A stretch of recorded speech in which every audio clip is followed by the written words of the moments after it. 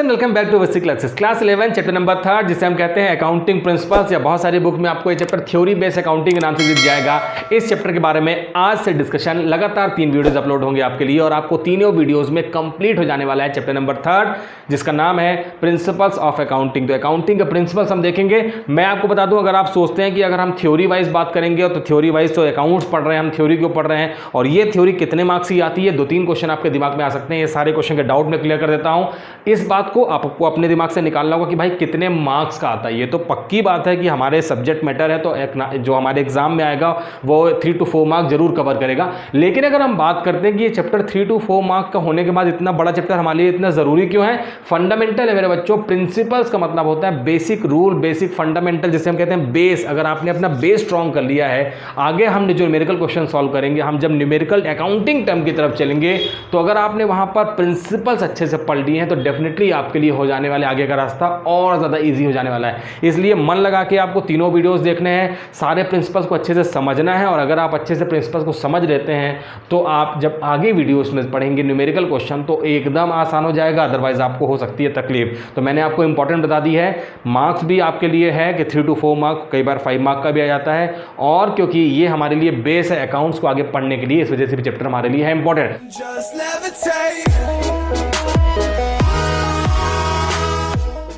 अगर आप देखेंगे तो अकाउंटिंग प्रिंसिपल्स की मैंने डेफिनेशन लिखी है। इसको जानने के पहले ये जान लें कि हम जो अकाउंट्स पढ़ेंगे, हम जो यहाँ पर हमने एग्जांपल लिया था प्रीवियस वीडियो में कि अगर हम H2 में O2 मिला देते हैं तो वहाँ पे H2O फॉर्म हो जाता है।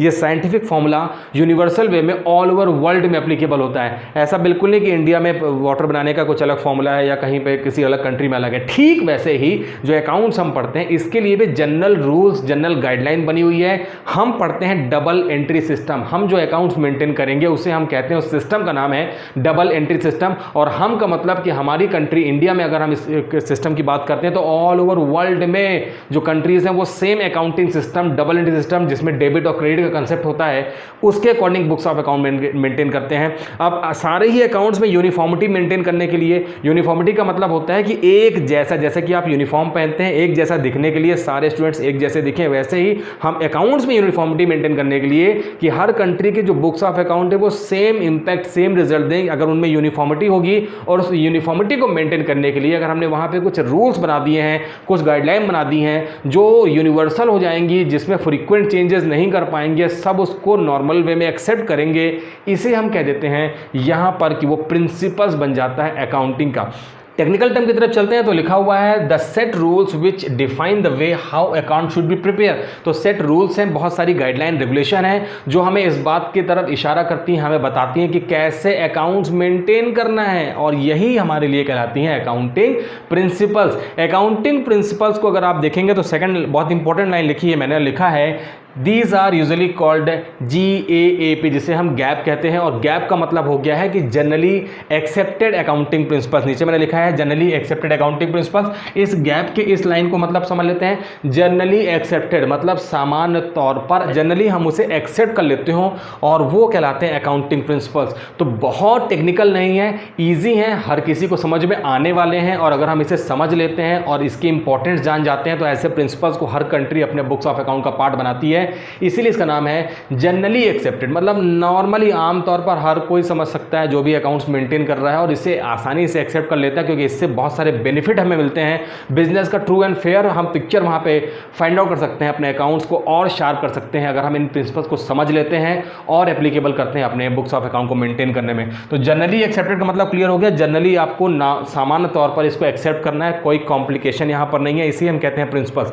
अगर हम प्रिंसिपल्स की बात करें तो कोई भी अकाउंटिंग प्रिंसिपल जनरली एक्सेप्टेड होगा या वो प्रिंसिपल बनेगा, इसके लिए हमें 3 इंपॉर्टेंट बातों का ध्यान रखना है। पहला होता है रेलेवेंट। रेलेवेंट, अगर कोई प्रिंसिपल रेलेवेंट है, रेलेवेंट होने का मतलब होता है कि वो उसकी जो प्रिंसिपल्स की जो इन्फॉर्मेशन है वो यूजर्स ऑफ अकाउंटेंट जो अकाउंटिंग होते हैं उनके लिए यूजफुल है, जिसको हम कहते हैं रेलेवेंट होती है। इन्फॉर्मेशन रेलेवेंट होनी चाहिए, बिजनेस से रिलेटेड होनी चाहिए, तभी उसे हम प्रिंसिपल्स का नाम देते हैं। और जी हाँ, हम जो यहाँ पर बहुत सारे प्रिंसिपल्स जिसके बारे में अभी आपको बताने वाला हूँ, हम जो प्रिंसिपल्स पढ़ते हैं ये प्रिंसिपल्स बहुत ज़्यादा यूजफुल होते हैं हमारे अकाउंटेंट्स के लिए, जो भी अकाउंट्स मेंटेन करता है। यूजर्स, मैंने आपको डिफरेंट यूजर्स के बारे में बात की है, चाहे वो सप्लायर, चाहे वो गवर्नमेंट, चाहे वो रिसर्चर, चाहे वो हमारे सप्लायर, चाहे वो हमारे क्रिएटर्स, बहुत सारे लोग होते हैं और उन सब के लिए इन्फॉर्मेशन रेलेवेंट होनी चाहिए, यूज़फुल होनी चाहिए। इन्फॉर्मेशन देख के ही जो उनके काम का था वो वहाँ से उन्हें गेन हो जाए, वो उन्हें रिसीव हो जाए, इसी हम कहते हैं कि इन्फॉर्मेशन यहाँ पर रेलेवेंट होनी चाहिए और हमारे अकाउंटिंग प्रिंसिपल में ये फीचर एप्लीकेबल होता है।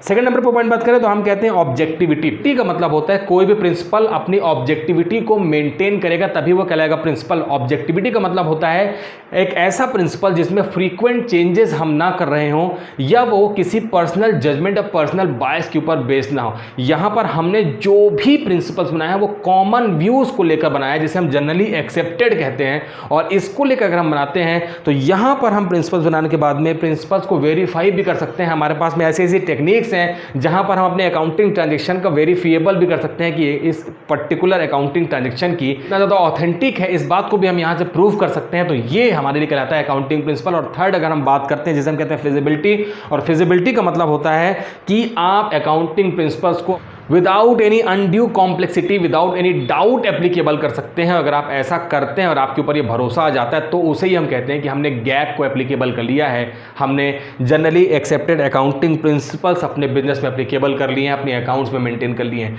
तो बहुत क्लियर है कि जनरली एक्सेप्टेड अकाउंटिंग प्रिंसिपल्स का मतलब क्या होता है। जल्दी से देखते हैं क्या लिखा हुआ है। Accepted by the accountants all over the world, मैंने आपको बता दिया ऑल ओवर वर्ल्ड में एप्लीकेबल होता है। It is general guideline for the preparing the accounts, accounting statement general guideline है, हर किसी को आसानी से समझ में आ जाने वाली है, जो कि अभी आपको भी समझ में आ जाने वाली है, और जनरल गाइडलाइन है, इसे ही हम अपने प्रिंसिपल्स का पार्ट बनाते हैं। अब यहां पर एक इंपॉर्टेंट बात पढ़नी है कि ये प्रिंसिपल्स बने कैसे। क्या ये एक रात में बन गए कि आज हमने लिखा और कल ये प्रिंसिपल्स बन गए? नहीं, रिपीटेड एक्सपेरिमेंट हुआ, बार बार हमने एक्सपेरिमेंट किया और रिजल्ट हमारा जो रहा, हर एक्सपेरिमेंट करने के बाद में results will remain unchange, results में कोई चेंजेस नहीं हुए, तो हमने उसे प्रिंसिपल का नाम दे दिया है। प्रिंसिपल का मतलब ही होता है कि आप according to size of business, nature of business, उसमें थोड़े मोड़े अपने बिजनेस में इंप्लीमेंटेशन के चेंजेस कर सकते हैं, लेकिन चेंजेस करने के बाद आप जो प्रिंसिपल है आप उसका थीम चेंज नहीं कर सकते। जो प्रिंसिपल जिस मीनिंग के नाम से बना है वो उसी मीनिंग के साथ एप्लीकेबल होगा, आप उस मीनिंग में चेंज नहीं कर सकते, बल्कि प्रिंसिपल्स को एप्लीकेबल करने का जो एक साइज है आप उसे चेंज कर सकते हैं। तो यहां पर लिखा है develop over course of period, एक ही दिन में, एक ही रात में नहीं बन गया है, काफी टाइम लगा इन प्रिंसिपल्स को एप्लीकेबल करने में, और ऑल ओवर वर्ल्ड में एप्लीकेबल होता है। कौन कौन से वहां पर हमने जो कोर्स ऑफ एक्शन में वहां पर डेवलप किया, उसमें लिखा है फॉर्म यूजेस, हमने बार बार यूज़ किया, उसमें से कुछ लूप होल्स मिल गए, कुछ कमियां मिल गई, उसे हमने ठीक करके प्रिंसिपल बनाया। रीजंस रहे, कॉमन एक्सपीरियंस थे, हिस्टोरिकल पीरियड था, स्टेटमेंट ऑफ इंडिविजुअल्स थे, कई सारे इंडिविजुअल्स जो बड़ी बड़ी यहाँ पर फाइनेंशियल इंस्टीट्यूशन होते हैं, बड़े बिजनेसमैन होते हैं, उनके ओपिनियन होते हैं जो हमारे लिए बहुत रेलेवेंट होते हैं। प्रोफेशनल बॉडीज़ हैं, बहुत सारी प्रोफेशनल बॉडीज़ होती हैं, वो अपने ओपिनियंस देती हैं। And regulation of government agencies, और बहुत सारी गवर्नमेंट एजेंसीज़ जब अपने इस अकाउंटिंग में अपने व्यूज़, अपने आइडियाज़ को इम्प्लीमेंट कराती हैं, तो वहाँ पर जब सबके व्यूज़, आइडियाज़ सेम वे में जाते हैं और वहाँ पे जनरली एक्सेप्टेड जाते हैं, तो इसे हम प्रिंसिपल का नाम देते हैं, जो कि अब आप समझ चुके हैं। नेक्स्ट सेगमेंट देखें, नॉट स्टैटिक, मतलब मैंने आपसे कह दिया ये प्योर साइंस नहीं है। प्योर साइंस का मतलब मैंने आपको बताया कि अगर मैं H2 में O2 मिलाता हूँ तो वहाँ पर वाटर बन जाता है और हर कंट्री में सेम वे में एप्लीकेबल होता है, लेकिन अकाउंटिंग प्रिंसिपल जो होते हैं वो कंट्री टू कंट्री वेरी करते हैं। बिजनेस टू बिजनेस में अगर हम देखेंगे, हमारे Indian trade practices foreign trade practices से थोड़ा सा अलग होती हैं, तो बहुत सारे अकाउंटिंग प्रिंसिपल्स ऐसे होते हैं, जैसे अभी हम आगे पढ़ेंगे कि हमारे यहाँ जैसे ICAI है, the institute of chartered accountant of India, उसने हमारे इंडिया के लिए एप्लीकेबल करने के लिए कंपनीज के लिए बनाया है अकाउंटिंग स्टैंडर्ड, जो कि दूसरे कंट्रीज ने अपने हिसाब से बनाए होंगे। तो हमने अपने कंट्री के लिए बनाया है अकाउंटिंग स्टैंडर्ड, अभी हम अपने अपकमिंग वीडियोस में नेक्स्ट चैप्टर में उससे पढ़ेंगे। अकाउंटिंग स्टैंडर्ड बना है, उसमें भी चेंजेस हो जाते हैं, बिजनेस की प्रैक्टिसेस चेंज होती हैं, कंप्यूटर पॉलिसी चेंज कर देता है, गवर्नमेंट के टैक्स रेट चेंज हो जाते हैं, हमारे बिजनेस की trade practices, custom culture change हो जाता है, तो उसका इंपैक्ट आता है बिजनेस में, और बिजनेस में इंपैक्ट आया है मतलब बिजनेस के इंपैक्ट से ही तो हम बनाते हैं अकाउंट, इंपैक्ट बिजनेस में आने से हमारे अकाउंट्स में आएगा। तो लिखा है not static, changes take place with the passage of time, changes करते रहने हैं आपको, जैसे आपको अप टू डेट रहना है, आपको जैसे आपके मोबाइल फ़ोन में कई सारे जो एप्लीकेशन हैं उनमें अपडेट आते रहते हैं, अगर आप उसे अपडेट नहीं करते हैं तो वो पर्टिकुलर ऐप चलना बंद हो जाता है, उसकी रेलेवेंस खत्म हो जाती है, वहाँ पे इंपॉर्टेंस खत्म हो जाती है। ऐसे ही अकाउंटिंग प्रिंसिपल जो हैं, जो भी चेंजेस आते हैं, जो भी कॉर्पोरेट बॉडी, वहाँ पर गवर्नमेंट एजेंसी जो चेंजेस करती हैं, उसे इंप्लीमेंट करके बिजनेस में आगे चलना है, तभी आप बिजनेस में बने रह पाएंगे। तो लिखा है changes take place with the passage of time due to change in business practices, government policies and need for uses of information. तो यूजर्स ऑफ इंफॉर्मेशन जो होते हैं या गवर्नमेंट पार्टीज होती हैं, गवर्नमेंट पॉलिसीज होती हैं, इनमें चेंजेस होने की वजह से जो चेंजेस हुए हैं इसे इमीडिएट हमें अपने प्रिंसिपल में चेंज करना है और उसके बाद जो मॉडिफाइड प्रिंसिपल्स है उसे बिजनेस में एप्लीकेबल कर देना है। बिजनेस के रिजल्ट्स फेवरेबल होंगे आपके। नीड क्यों है, क्यों हमें ज़रूरी है, मैंने आपको बहुत सारी ज़रूरतें बता दी हैं, फिर भी पढ़ लेते हैं कि हमारे लिए ज़रूरी क्यों है। बहुत सारे यूजर्स ऑफ अकाउंटिंग है, बहुत सारे लोग अपने अपने अलग अलग पॉइंट ऑफ व्यू से डेटा एनालिसिस करते हैं। कॉम्पिटिटर होते हैं, कस्टमर्स होते हैं, रिसर्चर्स होते हैं, बैंक होता है, हमारे सप्लायर होते हैं, डेटर होते हैं, क्रेडिटर होते हैं, बहुत सारे लोग होते हैं जो अपने अपने हिसाब से हमारे बुक्स ऑफ अकाउंट के साथ में वहाँ पर डेटा को इंटरप्रेट करते हैं। ऐसे में अगर इन्फॉर्मेशन हम उनको जो दे रहे हैं वो ऑथेंटिक हो, लॉजिकल हो, रीजनेबल हो, उसमें हमने जो फैक्ट फाइंडिंग फिगर्स लिए हैं वो सब एकदम एग्जैक्ट हो, ऐसे में वहाँ पर उसकी रिलायबिलिटी और बढ़ती है अकाउंट्स की। और इन्हीं सब चीज़ों को मेंटेन करने के लिए लिखा है for making accounting information reliable and comparable.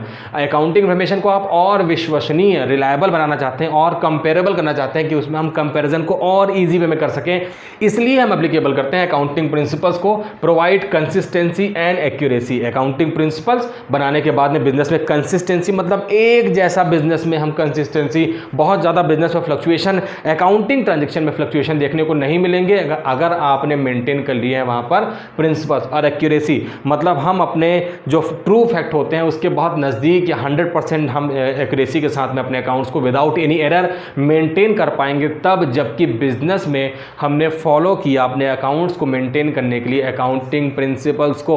बहुत सारा पढ़ लिया हम लोगों ने, अब देखते हैं कि भाई अपकमिंग वीडियोस में पढ़ना क्या है। तो प्रिंसिपल्स की बात हो गई, अपकमिंग वीडियोस में क्या पढ़ना है ये देख लेते हैं। काइंड्स ऑफ प्रिंसिपल्स की अगर बात करें कि कितने तरीके से हमने अकाउंटिंग प्रिंसिपल्स को पढ़ने हैं, तो गौर से देखिए यहाँ पर लिखा है अकाउंटिंग कंसेप्ट या एजम्पशन, इसे हम कहते हैं। एजम्पशन का मतलब होता है जैसा कि हम इसे मान लेते हैं, और इसे मानने के लिए किसी भी वहाँ पे डॉक्यूमेंट्स की लीगल रिक्वायरमेंट की ज़रूरत नहीं होती है। मैं जब अपकमिंग वीडियोस में इन चैप्टर के बारे में बात करूँगा तो आपको और डिटेल में बताऊंगा। तो अकाउंटिंग कंसेप्ट या एजम्पशन हमें पढ़ने हैं, जिसमें हमें 3 यहाँ पर अकाउंटिंग कंसेप्ट या एजम्पशन पढ़ने हैं। पहला है गोइंग कंसर्न कंसेप्ट, सेकंड है consistency concept and third one accrual concept. Very important है। नेक्स्ट वीडियो में हम इन्हीं तीनों के बारे में बात करने वाले हैं, और उसके नेक्स्ट वीडियो में मतलब कि वीडियो नंबर 3 में हम बात करेंगे अकाउंटिंग कन्वेंशंस की, जिसमें से अगर आप देखेंगे तो 4, 5, 6, 7, 8, 9 हमारे पास अकाउंटिंग कन्वेंशंस हैं। और उसमें से पहला है business entity, money measurement, accounting period, cost concept, accounting period and dual aspect concept. तो ये हमारे अपकमिंग वीडियोस के सब्जेक्ट मैटर हैं। इसके अलावा थोड़ा सा पोर्शन और बच जाता है कि अकाउंटिंग एजम्पशन और अकाउंटिंग कन्वेंशंस में क्या डिफरेंस होते हैं, ये भी हम अपने 3rd वीडियो के ऑलमोस्ट कंप्लीट कर लेंगे। 3 वीडियो में ही कंप्लीट करने की कोशिश करेंगे। और ये इस वीडियो में आपने समझ लिया है कि हमें अपकमिंग वीडियोस को कैसे देखना है। इस वीडियो को 1-2 बार देखिए, गैप का मतलब समझिए कि क्या होता है, हम उसे क्यों एप्लीकेबल करते हैं, इसमें कैसे चेंजेस हो पाते हैं। तो इस वीडियो में इतना ही रखते हैं। नेक्स्ट वीडियो में चलेंगे और वहाँ पे टेक्निकल वे में जानेंगे कि अकाउंटिंग एजम्पशंस या कंसेप्ट जो कि 3 ही हैं, इसे पढ़ना है। और आप देखेंगे जब आप अकाउंट्स बनाना स्टार्ट करेंगे तो आप देखेंगे कि हाँ, हमने जो प्रीवियस में ये जो थ्योरी पढ़ ली थी ये कितनी ज़्यादा हमारे लिए रेलेवेंट है। तो इस वीडियो में इतने रखते हैं। नेक्स्ट वीडियो में फिर से मिलते हैं इन 3 बेसिक कंसेप्ट के साथ में, और उसके नेक्स्ट वीडियो में मिलेंगे हम ये जो बचे हुए हैं इसके साथ में। तब तक के लिए आप अपना ख्याल रखिए and wish you all the very best.